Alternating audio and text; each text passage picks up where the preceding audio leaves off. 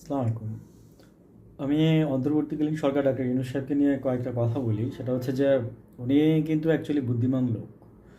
তো আসলে বুদ্ধিমান এক জিনিস আর দেশ চালানোর অভিজ্ঞতা আরেক জিনিস। তো যদিও কেউ আপনার দেশ প্রথম থেকে চালায়া শিখে আসে না, যারা দেশ চালায় করতে করতেই শিখে। কিন্তু আমি জানি না যে কেন ওনারা এত হালকাভাবে নিচ্ছে এই জিনিসটাকে।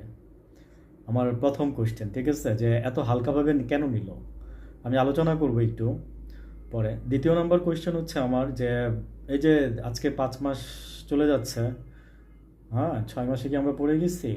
ওই তো অলমোস্ট। তো এনিওয়েজ, তো অনেকে বলতেছে যে আপনার এই যে এতদিনে ইভেন ইউনূস সরকার নিজেও কিছু কিছু জায়গায় বলতেছে যে আমি ব্যর্থ।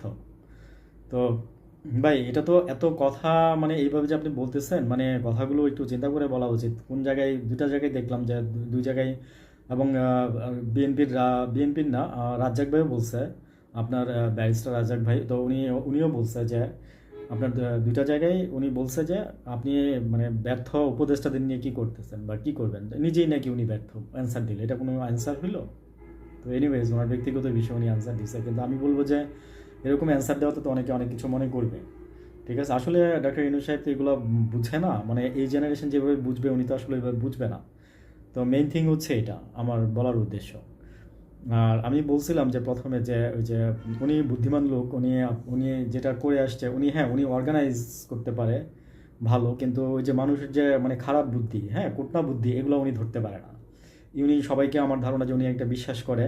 কিছু মানুষ আছে না যে হিপনোটাইজড হয়ে যায়, বিশ্বাস করে যা বলে, বা ভদ্রতার খাতিরে, অতি ভদ্রতার খাতিরে অনেক কিছু বলতে পারে না অনেক সময়, বা করে ফেলে বা এরকম। কিন্তু দেখেন, এটা কিন্তু সরকার পরিচালনা করতে আসছেন আপনারা, ঠিক আছে? এখানে কিন্তু মনে করেন যদি এরকম করেন তাহলে তো মানে কি বলবো, আর এটার তো আসলে কোনো ভাষা নাই বলার মতো।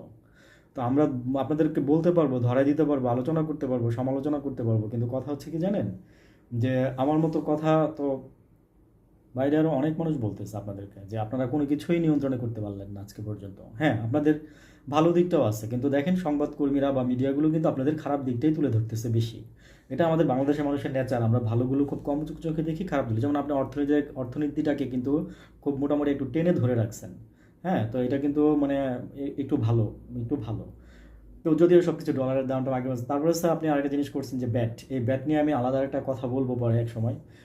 কিছু কথা বলবো যে আপনি যে এই যে ব্যাটটা যে বাড়াইছেন, হ্যাঁ একটা কারণ ছিল, আপনারা আইএমএফ এর কথা বলছেন, কিন্তু তারপরে আমি বলবো যে জনগণের কথা চিন্তা করা দরকার ছিল এই মুহূর্তে, যে এই কাজটা করা উচিত হয় না আপনাদের। ওই যে বললাম যে আপনারা সবাই যারা মুরব্বী আছেন তারা আমাদের মানে থার্ড এই জেনারেশনের পালসগুলো বুঝবেন না।